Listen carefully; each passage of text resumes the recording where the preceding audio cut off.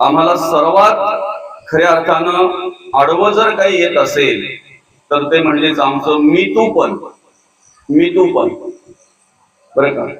हे माझं ते तुझं, हा मी तो तू, हा जो भाव आहे ना मितूपणाचा, हे मितूपण आम्हाला आडवं येत असतंय बरं का. माणसाच्या अध्यपतनाला जर प्रमुख काय कारण असेल तर ते म्हणजेच मितूपण. हे माझं ते तुझं, मी म्हणजे असा आणि तू म्हणजे तसा बरं का. पुढे आपण दत्तगुरूंचं स्तवन करत असताना काय म्हणतो, मितूपणाची झाली बोलवण एका जनार्दनी श्रीदत्त ध्यान.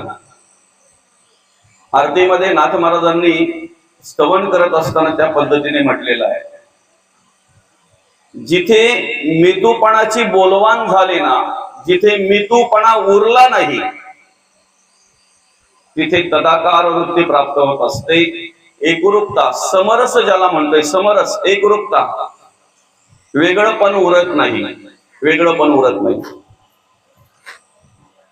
एखादी महिला जोपर्यंत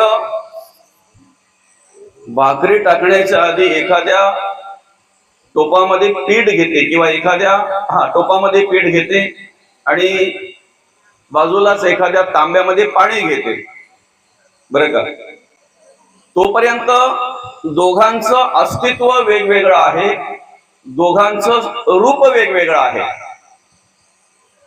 पीठ म्हणतंय मी पीठ आहे, पाणी म्हणतंय मी पाणी आहे. दोघांचं रूप वेगवेगळं आहे बरं का माऊली. पण जेव्हा ती पाणी आणि पीठ एकत्र करून तो गोळा तयार करते, आता मला सांगा तिथे वेगळं पण उरलंय का, वेगळं पण राहिलंय का? पिठाचं वेगळं पण आहे का, पाण्याचं वेगळं पण आहे का? एकरूपता, समरसता म्हणतात त्याला. काय म्हणतात त्याला? समरसता. आणि आपल्या सगळ्या महिलांना माहिती आहे, जोपर्यंत पीठ पाणी एकत्र होत नाही, पीठ पाणी जोपर्यंत समरस होत नाही, एकरूप होत नाही, तोपर्यंत भाकरी वळत नाहीत, तोपर्यंत भाकरी टाकता येत नाहीत. खरे की खोटं? त्यासाठी त्यांना प्रयत्न करावा लागतो पीठ आणि पाणी एकत्र करण्यासाठी बरं का. ती मेहनत घ्यावी लागते तेवढी एकत्र एकरूप करण्यासाठी. आता मला सांगा, एकदा पीठ आणि पाणी एकत्र झालं, समरस झालं, एकरूपता झाली, पुन्हा काय केलं तर पीठ आणि पाणी वेगळं करता येईल? काय प्रक्रिया केली तर पीठ आणि पाणी वेगळं करता येईल करता? आम्हाला आमच्या जीवनामध्ये आमच्या आयुष्याचा मार्गक्रमण करत असताना ती स्थिती प्राप्त करून घ्यायची आहे.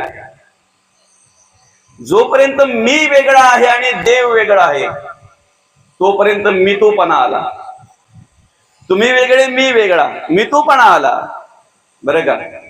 ज्या वेळेला आमच्या मधला अंतर नष्ट होईल, मी आणि तूपणाच्या मधला अंतर जेव्हा नष्ट होईल, मी तू एक होईल, त्या वेळेला देव आणि आम्ही, देव आणि भक्त, देव आणि साधक वेगळं राहणार नाहीत, एकरूप होऊन जातील, एकरूप होऊन जातील, समरस होतील, वेगळं रूप कुठल्याही प्रकारे उरणार नाही. आणि आम्हाला ते प्रयत्न करायचे आहे. आमचा जो प्रयत्न आहे तो काय प्रयत्न आहे? तोच प्रयत्न आहे आम्हाला. मी आणि देव, आमच्या ह्या दोघांमधला असलेला अंतर आम्हाला नष्ट करायचा आहे, आम्हाला नष्ट करायचा आहे बरं का. आणि म्हणून मग त्यासाठी भगवंत म्हणतात तो सहज नष्ट होईल. तुम्ही फक्त काय करा? मन मला अर्पण करा. मयेव मन अदत्स्व. पुढे मय बुद्धी निवेशयः, ती बुद्धी माझ्या ठिकाणी स्थिर करा. मग काय होईल? निवेशिष्यसि मयव अतरोद्वन संशयः. तुम्ही मला येऊन भेटाल, तुम्ही माझ्या ठिकाणी निवास कराल. श्लोकावर अर्थ पूजा बांधण्याआधी ज्या निमित्तानं आपण या ठिकाणी ही प्रवचन सेवा आयोजित केलेली आहे, आपल्या या उशीद गावातील आणि हे भोईर परिवार आणि भोईर परिवाराचे पिताश्री कैलासवासी तुकाराम बांगो भोईर बाबांना गुरुवार दिनांक 16/4/2026 रोजी देवाज्ञा झाली. त्यांचं वृद्धापकाळाने निधन झालं आणि त्यांच्या उत्तर कार्यांच्या निमित्तानं आपण या ठिकाणी ही प्रवचन सेवा आयोजित केलेली आहे. बाबांच्या पश्चात आमचे रमेश मामा असतील, अप्पा मामा असतील, अर्थात श्री रमेश तुकाराम भोईर, श्री अप्पा तुकाराम भोईर, त्याचप्रमाणे सौ सुरेखा सीताराम कारमळे, त्याचप्रमाणे सौ जनाबाई रामचंद्र घोडविंदे, सौ यमुनाबाई भरत विशे, त्याचप्रमाणे बनाबाई सखाराम चौधरी, आशाबाई नागेश काठोळे, सालूबाई नारायण काठोळे, अशा प्रकारे संपूर्ण भोईर परिवार, आप्तेष्ट मित्र परिवार आणि ग्रामस्थ मंडळी या ठिकाणी बाबांनी कार्य करत असताना अतिशय मेहनत घेतली, अतिशय काबाड कष्ट केले. हाडाचे शेतकरी शेतीमध्ये राबले आणि आपल्या मुलांचं संगोपन केलं, आपल्या मुलांवर चांगल्या प्रकारे संस्कार केले, मुलींना मार्गदर्शन केलं आणि वयाच्या 91व्या वर्षी बाबांनी तुमचा आमचा निरोप घेतला. 91व्या वर्षी बाबांचं देहावसन झालं, वृद्धापकाळाने निधन झालं. आपण बघितलं या ठिकाणी वृद्धाप अवस्था प्राप्त झाल्यामुळे बाबा कित्येक दिवस नाही, कित्येक महिने बरं का, अगदी त्या ठिकाणी अतिशय वृद्धापकाळ आल्यामुळे, अतिशय वृद्ध अवस्था झाल्यामुळे काही गोष्टी स्वतःला करता येत नव्हत्या आणि केवळ काही दिवस नाही, केवळ काही आठवडे नाही, तर कित्येक महिने या ठिकाणी या मुलांनी, सुनांनी, मुलींनी, नातवंडांनी, नातसुनांनी अतिशय चांगल्या प्रकारे बाबांची सेवा केली बरं का. आणि एवढा वृद्धापकाळ येऊन सुद्धा मी अंतिम संस्काराच्या वेळेला, श्रद्धांजलीच्या वेळेला हे सांगितलं की बाबांची अवस्था कधी कधी अशी असायची की असं वाटायचं बाबा आज निरोप घेतात की काय, बाबा उद्या निरोप घेतात की काय, म्हणजे खाट मध्ये पडलेले आणि तशी अवस्था झाली होती बरं का. आपल्या हनुमान जयंतीच्या वेळेला तर प्रवचनाच्या आधीच कोणीतरी येऊन सांगितलं, महाराज म्हणे आपल्याला वेळेवर आवरायला लागेल बरं का, बाबांचं काही आज सांगू शकत नाही.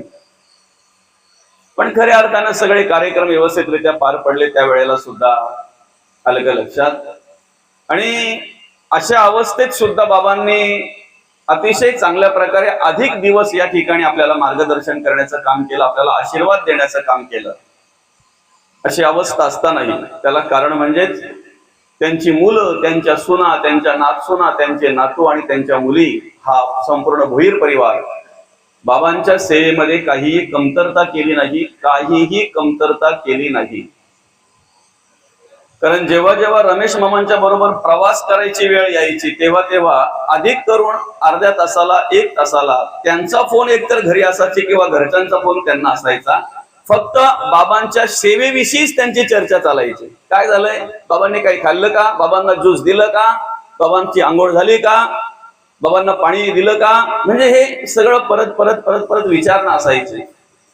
आणि अशा प्रकारे चांगल्या प्रकारे सेवा केली, चांगल्या प्रकारे त्या ठिकाणी सेवा करण्याचा योग आला बरं का. आणि ती सेवा म्हणजेच देवकार्य आहे, भक्ती आहे असं म्हणायला हरकत नाही. ती सेवा म्हणजेच परमार्थ आहे, देवाचं कार्य आहे असं म्हणायला हरकत नाही.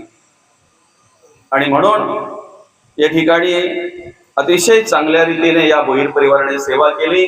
बाबांनी बाबांच्या वयाच्या 91व्या वर्षी तुमचा आमचा निरोप घेतला बरं का. जाणं तर प्रत्येकाला आहे माऊली, शेवटचा निरोप हा प्रत्येकाला घ्यावाच लागणार आहे. राजा असता मृत्यू आला, 1,00,000 कोटी कबूल झाला तरी सोडेना तयाला मृत्यू काही बरं का. अनेक ठिकाणी अनेक प्रकारचे पर्याय आहेत, अनेक ठिकाणी अनेक प्रक्रिया मनुष्य करून त्या वेळा पुढे ढकलू शकतो, वाचवू शकतो. मृत्यू हा असा आहे की त्या ठिकाणी आम्हाला पर्याय नाही, तिथे लाच चालत नाही, तिथे वशिला चालत नाही, तिथे खोटं बोलून चालत नाही, तिथे फसवून चालत नाही. आला की दोन्ही हात जोडून जगाचा निरोप घेणंच घेणं आहे. प्रत्येकाला जावंच लागणार आहे माऊली, जावंच लागणार आहे. फक्त जाण्याच्या आधी आम्हाला काय करायचंय माहितीये का? आमच्यातलं आणि देवातलं जे अंतर निर्माण झालंय, नव्हे नव्हे अज्ञानाने मायेने जे निर्माण केलंय, ते अंतर आम्हाला नष्ट करायचं आहे. ते अंतर आम्हाला नष्ट करायचं आहे. जोपर्यंत मी देह म्हणून कार्य करतोय तोपर्यंत मर्यादित आहे. तसं पण आपण मर्यादितच आहोत. काय? जोपर्यंत मी देह म्हणून कार्य करतो तोपर्यंत आम्ही मर्यादित आहोत. आणि तसं पण जर आम्ही आत्मज्ञानाने जर विचार केला, ज्ञानचक्षुने जर विचार केला, तर आम्ही मर्यादितच आहोत. फक्त ते आम्ही स्मरणात ठेवलं पाहिजे. जाण्याच्या आधी आम्ही देवाशी एकरूप होता आलं पाहिजे. आम्हाला त्या तत्वाशी एकरूप होता आलं पाहिजे. तत्वाशी एकरूप होता आलं पाहिजे. बरोबर. आमच्यामध्ये आणि देवामध्ये जो अंतर निर्माण झाला याला कारण म्हणजे सगळ्यात पहिली गोष्ट माया. आम्ही कशाच्या अधीन झालो? मायेच्या अधीन झालो. दुसरी गोष्ट म्हणजे अज्ञान. तिसरी गोष्ट म्हणजे अंधश्रद्धा. चौथी गोष्ट म्हणजे देहबुद्धी. अजून पुढे बरंच आहे. वासना आहेत, विषय आहेत, कामना आहेत, आशा आहे, बरच बरच बरच काय काय काय काय आहे. या सगळ्या गोष्टींमुळे काय झालं माहितीये का? मुख्य तत्व बाजूला राहिलं आणि आम्ही काय करायला लागलो? नको त्याच्या अधीन झालो. नको त्याला खरं म्हणायला लागलो. नको त्याला सत्य म्हणायला लागलो. जे असत्य आहे पण ते आम्हाला सत्य वाटायला लागलं. असत्य आहे पण सत्य वाटायला लागलं. आता कसं आहे, जन्म झालेला आहे तुमचा आमचा. आम्हाला जगायचं आहे कुठपर्यंत? मरेपर्यंत. काय जन्म झालेला आहे, आमच्या प्रवासाला सुरुवात झालेली आहे माऊली. प्रवासाला सुरुवात झालेली आहे. आम्हाला प्रवास करायचा आहे कुठपर्यंत? मूळ तत्वाला मिळेपर्यंत, मूळ तत्वाला प्राप्त होईपर्यंत. बरं का? मूळ तत्वाला प्राप्त होईपर्यंत आम्हाला प्रवास करायचा आहे. आलं का लक्षात? तुम्ही आताच जर पुढ्या सरून बसलात तर मग नंतर येणारी मंडळी मागे बसेल. बरं का? अगदी उठून पुढे आलात तर बरं होईल. या ना, या या या, अगदी पुढे या. या या, उठून उभ्या राहून अगदी पुढे या. पुढे बसा.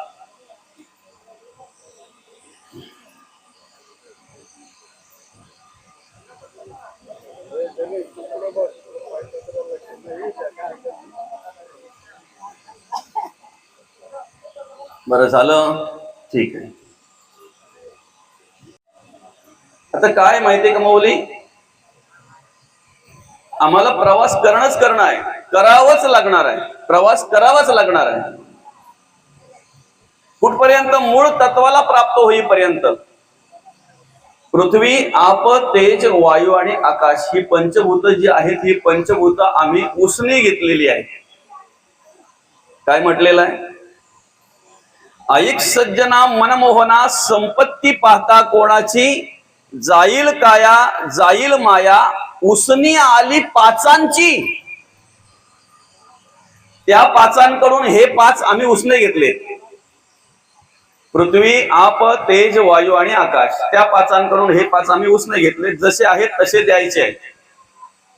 कुठे द्यायचे आहेत? ज्याच्याकडून घेतले त्याला परत करायचे आहेत. उष्ण आणलेलं परत द्यावं लागतंय. तसं आम्हाला परत करण्याच्या आधी, त्या मूळ तत्वाला प्राप्त होण्याच्या आधी प्रवास करायचा आहे. किती धकेचं पेटे येऊ द्या, कितीही कशाही प्रकारचं डोंगर दर्या नारे, किती मोठे झाड, किती मोठी झुडपं, किती मोठे दगड आडवे येऊ द्यात, एकतर पार करून जायचे आहेत किंवा वळसा घेऊन जायचा आहे. पार करून जायचे किंवा वळसा घेऊन जायचा आहे. नदीच्या उगमापासून नदीच्या कडे एकच विचार असतो, मला सागराला मिळायचं आहे. मला सांगा कुठे थांबली ती? डोंगर आडवा आला म्हणून थांबली का? झाडं आडवी आली म्हणून थांबली का? मोठमोठे दगड आडवे आले म्हणून थांबली का? नाही. एखाद्या डोंगराला जर पार करण्याचं सामर्थ्य आपल्यात आहे, करावं. नसेल वळसा द्यावा. एखाद्या दगडाला पार करण्याचं सामर्थ्य आपल्यात आहे, ठीक आहे, करावं. नसेल सामर्थ्य, वळसा द्यावा. वळसा द्यावा त्याला. आपण फक्त आपल्या प्रवासामध्ये एवढं स्मरणात ठेवायचं आहे, मला मूळ तत्वाला प्राप्त व्हायचं आहे. काय मदभूत जे आहे ना, ह्या पंचभूतांना निर्माण करणारं मदभूत, ह्या तत्वांना निर्माण करणारं महत्त्व, ह्या तत्वांना सामर्थ्य देणारं महत्त्व जे आहे, त्याला आम्हाला काय करायचं आहे? तिथे आम्हाला प्राप्त व्हायचं आहे, तिथे आम्हाला निवास करायचा आहे, त्याला आम्हाला प्राप्त करून घ्यायचं आहे. आणि मग जर ते प्राप्त करून घ्यायचं आहे तर आम्ही काय केलं पाहिजे? आम्हाला नदीचा आदर्श घेता आला पाहिजे. ज्याने नदीचा आदर्श घेतला, ज्याने गंगेचा आदर्श घेतला, त्याचा प्रवास सुरक्षित झाला असं म्हणायला हरकत नाही. वळसा घालता आला पाहिजे. सोडून द्या, काही हरकत नाही. एखाद्याच गोष्टीमध्ये अडकून राहण्यापेक्षा, एखाद्याच विचारामध्ये अडकून राहण्यापेक्षा आणि तिथेच आपलं आयुष्य बराच काळ बर्बाद करण्यापेक्षा काही विषय सोडून द्यायचे असतात, काही विचार सोडून द्यायचं असतंय, काही गोष्टींकडे आयुष्यामध्ये दुर्लक्ष करायचं असतंय. ज्याला दुर्लक्ष करायचं जमलं त्याचं आयुष्य सुंदर झालं. बरं का? आपल्या आयुष्याची ओळख करून देत असताना असं म्हटलेलं आहे, दुःखाचे डोंगर ओलांडल्याशिवाय सुखाची हिरवल दिसत नाही. भगवान श्रीराम प्रभू महाविष्णूचा अवतार. बरं का? दशरथ राजाचे पुत्र आहेत, जनकाचे जावई आहेत. काय म्हणजे आमच्या दृष्टीने जर आम्हाला पाहायला गेलो तर तिथे कसले काही कमी नाही आहे. आणि जो विश्वनियंता आहे, जो विश्वनियंता आहे, तो काहीही करू शकतो ना, तो काहीही घडामोडी करू शकतो ना. सगळ्या घडामोडी त्याच्या हातात आहेत ना मौली. काय साले हे शरीर कोणाचे, सत्य कोणावी हलविते, हरिविण देखवी ऐकावे एक नारायण, तयाचे भजन चुको नका. आणि तिथे ते सामर्थ्याची ओळख करून देत असताना काय म्हटलेले? वृक्षाचेही पान हाले त्याची सत्ता, राहिली अहंता मग कोठे. वृक्षाचं पानही जर त्या देवाच्या सत्तेने हलतय तर कुठल्याही प्रकारची प्रक्रिया करण्याचा अधिकार त्यांच्यामध्ये आहे. पण वडिलांनी सांगितलं वनवास. काय दुसऱ्या दिवशी राज्याभिषेक आहे, फक्त कल्पना करा, सगळ्या प्रकारच्या पताका, भगवे ध्वज, सगळ्या प्रकारची तयारी केलेली आहे, रांगोळ्यांचे सडे घातलेले आहेत, सगळ्या प्रकारची तयारी केलेली आहे. कशासाठी? राज्याभिषेकासाठी. आणि ती तयारी केलेली असताना जर वनवासाला जावं लागतंय तर अवस्था काय असेल फक्त कल्पना करा. आणि म्हणून ते वर्णन केलंय ना, दैवजात दुःखे भरले, दोष ना कुणाचा, पराधीन आहे जगती पुत्र मानवाचा. दोन ओंडक्यांची होते सागरात भेट, एक लाट तोडी दोघा पुन्हा नाही गाठ, क्षणिक देवी हाय बाळा मेळ माणसाचा, दोष ना कुणाचा, दोष ना कुणाचा. बरं का? तयारी केली, जायला निघाले, सर्वांचा निरोप घेत आहेत, सर्वांचा निरोप घेत आहेत. पण निरोप घेताना मनात द्वेष नाही, तिरस्कार नाही, मत्सर नाही, कुठल्याही प्रकारचं दुःख नाही, आनंदाने निरोप घेतायत, आनंदाने निरोप घेतायत. आपल्या कर्माला दोष नाही, आपल्या नशिबाला दोष नाही, आपल्या कुठल्याही व्यक्तीला दोष नाही, काहीही नाही. जे आहे ते सहन करणं आमचं कर्तव्य आहे. आमच्या वाट्याला जे आलेलं आहे ना ते आम्ही सहन केलं पाहिजे. मोठमोठे डोंगर दर्या आडवे येतील, आम्ही वळसा घातला पाहिजे. कारण आमचं जीवनच असं आहे, एक धागा सुखाचा 100 धागे दुःखाचे. दुःख कोणाला नाहीये मौली, दुःख कोणाला नाहीये. पण मला सांगा, नुसतं दुःख दुःख दुःख दुःख त्याचाच जर आपण जप करत बसलो तर त्या दुःखाचं निवारण होईल का? एखादा प्रसंग आलाय मौली, त्याला आपण सामोरे जाण्याचं नियोजन करण्याऐवजी जर त्या प्रसंगाचाच विचार करत बसलो तर त्याचं निवारण होईल का? संतांनी काय केलं, जे दुःख प्राप्त झालं, जे प्रसंग आले ना त्याच्यातून मुक्त होण्याचं निवारण करण्याचं नियोजन केलं, विचार केला. ते असं घासत नाहीत बसले.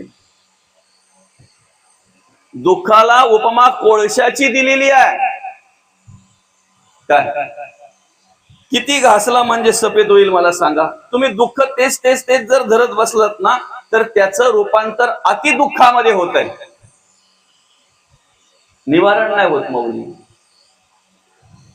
तुकोबांचा आदर्श घ्या आणि एक मनामध्ये विचार करा, काय जैसी स्थिती आहे तैशा परी राहे, कवतुक तूप आहे संचिताचे. ठेविले अनंते तैसेची राहावे, चित्त असू द्यावे समाधान.